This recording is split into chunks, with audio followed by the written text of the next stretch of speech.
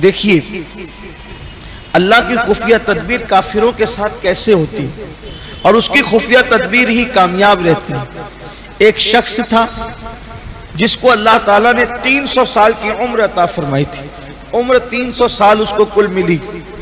उसका नाम था शद्दाद इब्ने आद। आद का बेटा शद्दाद। शद्दाद का नाम सुना होगा। शद्दाद ने अंबियाए किराम के मानने वालों से एक बात सुनी कि अल्लाह तबारक व तआला अपनी ईमान वाले बंदों को जन्नत अता फरमाए।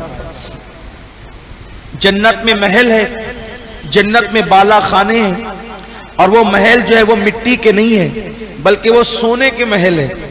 उस पे बाला खाने भी सोने के हैं, उसकी दीवारें सोने की है और उसमें याकूत जड़े हुए हैं, जवाहरात जड़े हुए हैं, उसके अंदर कीमती और सच्चे मोती हैं।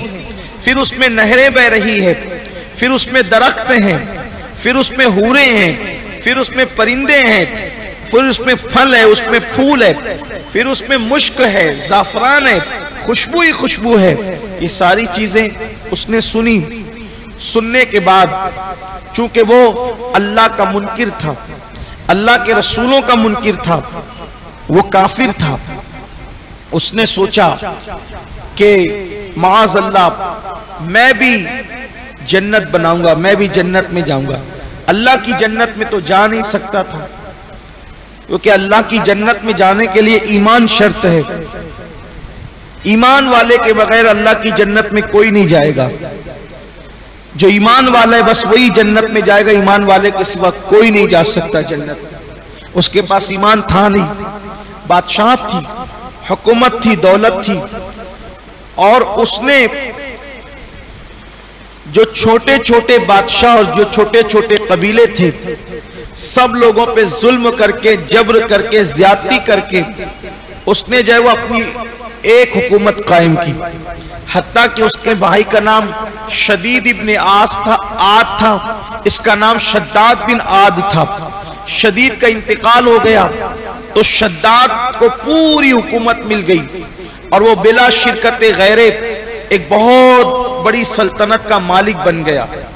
उसने बड़े बड़े मेमार बुलाए, बड़े बड़े इंजीनियर बुलाए, और बुलाने के बाद उसने कहा कि मैंने सुना है कि मुसलमानों की जन्नत ऐसी है, एक जन्नत मैं भी बनाऊंगा। कुरान में अल्लाह ने उसका जिक्र किया, एक जन्नत मैं भी बनाऊंगा, और उस जन्नत के अंदर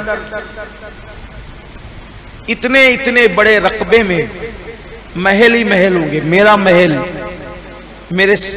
मेरी कनीजों के महल, मेरी बीबियों के महल, इसी तरीके से मेरे वजीरों के महल वगैरह वगैरह। उसने पूरा टारगेट दिया और कहा कि वहां पर रेगजार नहीं होंगे, कंकड़ पत्थर नहीं होंगे, वहां पर जो है सच्चे मोती बिखरे होंगे, याकूत और जवाहरात बिखरे होंगे, नहरें होंगी, दरख्त लगाए जाएंगे। ये होगा वो जो जन्नत का एक तस्वुर है जो कुरान और अहदीस के अंदर हम पढ़ते सुनते हैं। ऐसी जन्नत वो जमीन पे बनाना चाहता था। ईमान वालों ने सुना तो उनको टेंशन तो हुआ होगा कि ये जन्नत बनाएगा, चैलेंज है। और फिर उसने जब लोगों को बताया कि मेरी जन्नत ऐसे होगी तो कहा कि उसमें तो खर्च बहुत लगेगा,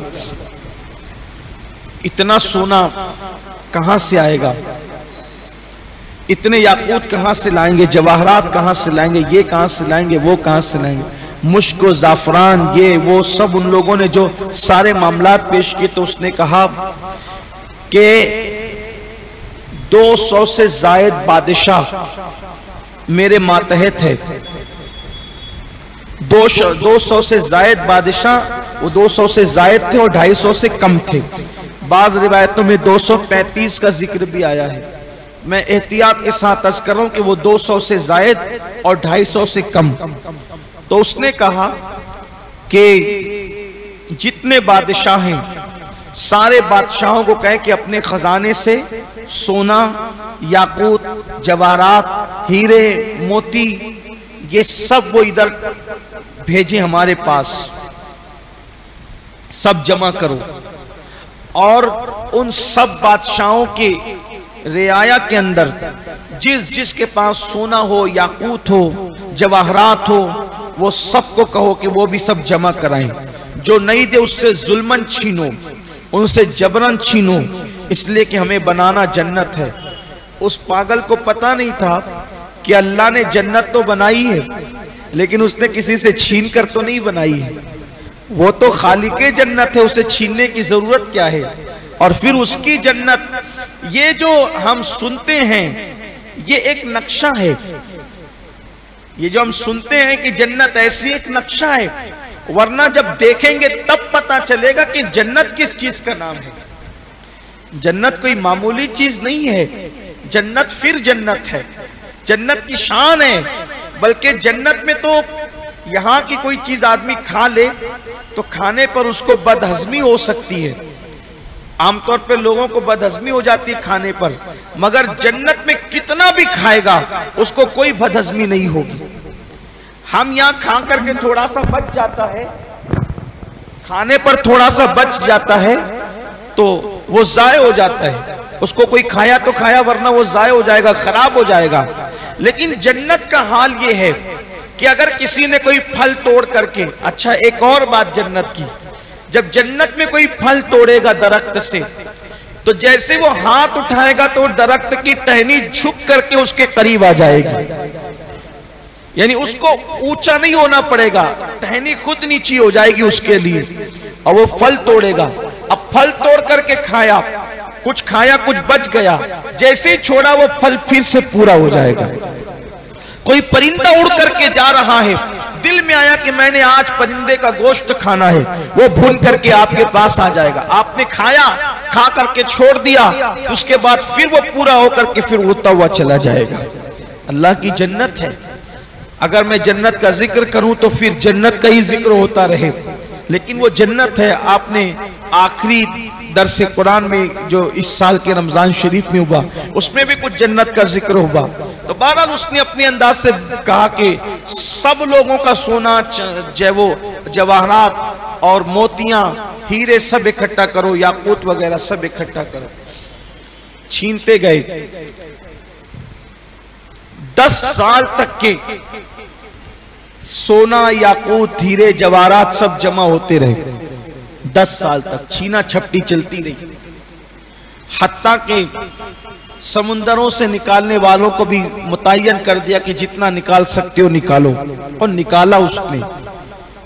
हौसला हिम्मत उसकी जितनी थी उसने उतना काम किया।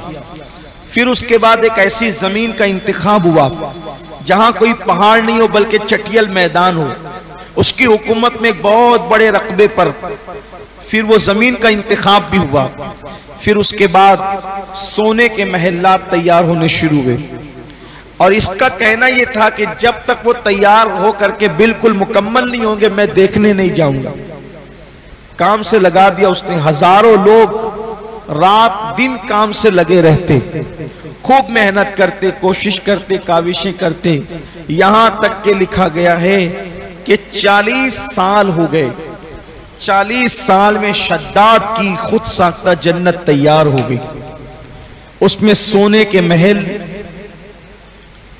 मुश्क की जमीन, अंबर, नहरें, दरख्त, परिंदे, चरिंदे सब तैयार हो गए। सब तैयार होने के बाद जब उस तक ये खुशखबरी आई कि आपकी खुद साख्ता जन्नत तैयार हो गई है, उसने कहा अभी नहीं, अभी जो मेरे वज़रा और वजीर हैं आसपास में उनके मकानात और महल्लात भी तैयार करो। फिर मजीद उसमें तैयारी होने लगी, वो भी तामीर हो गए। इधर वो तामीर हो रहे थे, शद्दाद ने हुक्म दिया कि सबको मेरे साथ उस जन्नत में चलना है, हम सब उस जन्नत में जाएंगे। मुसलमानों की जन्नत में तो मरने के बाद लोग जाएंगे, हम जीते जी इस जन्नत में जाएंगे। उस जन्नत में जाने के लिए 10 साल तक तैयारियां होती रही। घोड़े, खच्चर, ऊंट, हाथी, जो जो भी वो कर सकते थे अपने तौर पर सब तैयारियां किया। और फिर शद्दाद पूरी तैयारी के साथ, पूरे लाव लश्कर के साथ अपनी खुद साख्ता बनाई हुई जन्नत में दाखिल होने के लिए निकला। और सफर करते करते अभी जन्नत और उसके दरमियान एक मंजिल का फासला रह गया था, एक मंजिल रह गई थी कि अब वो अपनी खुद साख्ता जन्नत में जाता। वहां से खुशबू आ रही थी हवाओं की। जाहिर सी बात है, मुश्क और जाफरान जब जमीन पे बिछाया गया हो बड़ी तादाद में, जब उससे हवा लग करके गुजरेगी तो खुशबू का कैसा समा पैदा करेगी। ऐसे खुशबू का समा पैदा हो रहा था और वो खुशबू का समा पैदा हुआ, एक मंजिल बाकी थी। ऐसे में अचानक आसमान से एक चीख और एक खौफनाक आवाज सुनाई दी। और जब वो चीख और खौफनाक आवाज सुनाई दी तो शद्दाद अपने पूरे लाव लश्कर के साथ उस चीख की ताब न ला सका और वो अपनी खुद साख्ता जन्नत में जाने से पहले, उस जन्नत को देखने से पहले ही मर गया। मकरू व मकर अल्लाह वल्लाहु खैरुल माकिरीन।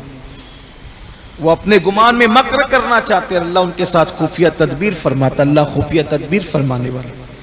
मुसलमानों को परेशान होने की जरूरत नहीं है हालात से, हालात का मुकाबला करना चाहिए। ये जो प्लान करते हैं वो पूरे नहीं होंगे, जो मेरे अल्लाह ने मंसूबा तैयार कर रखा है वो पूरा होगा। लेकिन जरूरत इस बात की है कि मुसलमान अपने रब की तरफ रुजू हों, मुसलमान अपने रब की तरफ पलटें, मुसलमान अपने रब की तरफ आएं।